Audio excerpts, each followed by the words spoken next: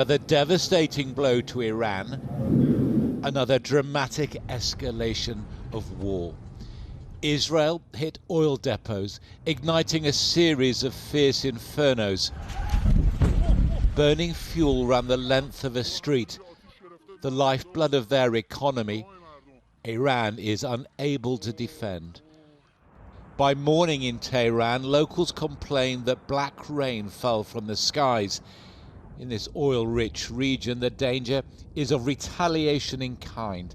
We are not attacking our neighbors. We are attacking American bases, American installations, American assets, which are unfortunately located in the soils of our neighbors. And yet in Kuwait, it was a tower block that was hit. So too oil tankers at the airport close by. Target destroyed. While over the waters of the Gulf, wave after wave of Iranian Shahed drones was shot down. Target destroyed.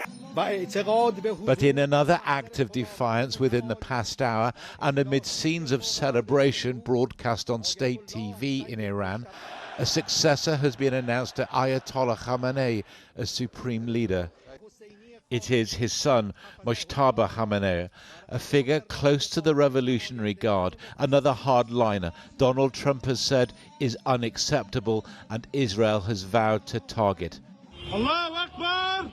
As it continued its assault on Lebanon, hitting a well-known hotel in Beirut, where it said a group of senior Iranian commanders had been staying.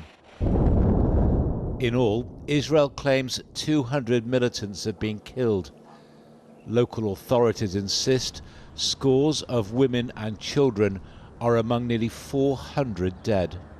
Tonight, US forces have accused the Iranians of launching missile and drone attacks from heavily populated areas. They have warned civilians to stay sheltered at home. It may be that a new and even more dangerous phase of this war is about to get underway. John Ray, ITV News, Dubai. Well, Donald Trump and Sir Keir Starmer held a phone call earlier, hours after the US president's latest criticism of the Prime Minister. In a moment, Romilly Weeks has the latest from Washington. But first to our political correspondent, Tom Sheldrick, who's at Downing Street tonight. And Tom, what did the pair discuss? Lucrezia, they spoke this afternoon for the first time in a week. It must have been awkward. Just last night, President Trump lashed out again at Keir Starmer for not supporting his initial offensive against Iran. We don't know if that was mentioned, but Downing Street say the leaders began by discussing the latest situation in the Middle East and the military cooperation between the UK and US through the use of RAF bases in support of the collective self-defence of partners in the region.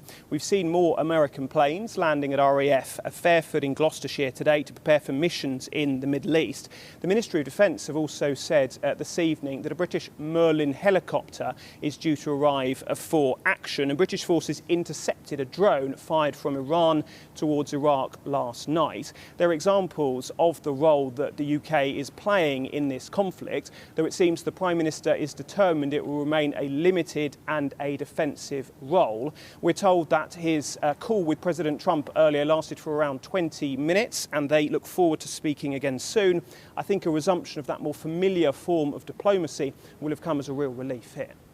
All right, Tom, thank you. To Romilly in Washington now. Romilly, the death of a seventh member of the US military, more pressure on the president.